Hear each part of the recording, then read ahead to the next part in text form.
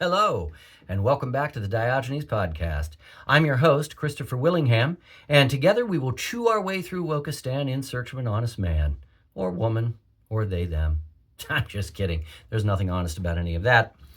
Today on the Diogenes Podcast, we will continue with the segment entitled I Know You Are, But What Am I?, in which I share some of my views and values on important issues of the day. Today's topic, immigration. I support legal and rationally managed levels of immigration in the interest of providing respite, drawing talent, and affording opportunity for skilled, hardworking people seeking to participate in an ethnically pluralistic but shared culture of Western democratic values. This requires well-structured procedures, formal vetting, and effective provisions distinguishing international students, professionals, and legitimate asylum seekers from antisocial opportunists and from unskilled laborers who compete with millions of the poorest and least educated American citizens, many of them non-white, for jobs. It also requires efficient consequences for free riders, those who break the laws, disrespect the cultural values, and who fail or refuse to assimilate.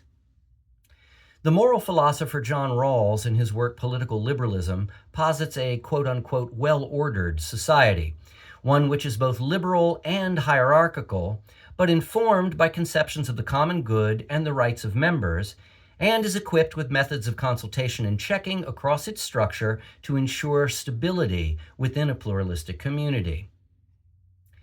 We can never have too many decent people as friends, neighbors, and colleagues. And a liberal cosmopolitan society of free and equal people should, in Rawls' words, quote, be able to cooperate freely with one another on terms all can accept, end quote.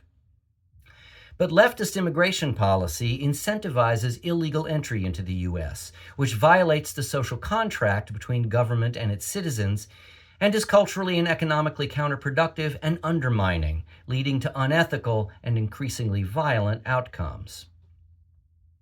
I oppose open borders, which fail to regulate levels of immigration out of an ideologically motivated and self-loathing conception of Eurocentrism, settler colonialism, capitalism, and white cis-heteropatriarchy as some form of original sin. The mawkish romanticizing of the cultural other as a perpetual victim, with the West's role in their abuse always assumed, is an infantilization of the other, and a perverse inversion of moral priority tantamount to depriving one's own family of food to feast a group of strangers, many of whom assume the daughters are also on the menu. Such a distorted misuse of empathy is not motivated by actual kindness, but out of guilt and shame assigned by the theocrats of critical social justice.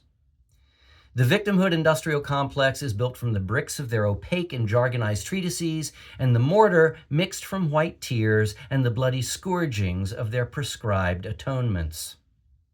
The West is not swinging wide its gates from compassion, offering opportunities to the bereft oppressed. It is desperate to be seen as a savior and to be absolved of its putative sins, all while capitalizing on cheap labor and the political cachet that ratifies elite power. This is why open borders sentiment is so fervent in the leftist congregations of the Democratic Party, Hollywood, and academia. As a former leftist and academic, I'm reminded of a note by the philosopher Karl Jaspers commenting on his disappointment with idealistic intellectuals who opened the doors to tyranny in their zeal to improve the world. Jaspers wrote, quote, "It's as if I want to implore them to place the loftiness of their minds in the service of better powers. Greatness of mind becomes an object of love only when the power at work in it itself has a noble character," end quote.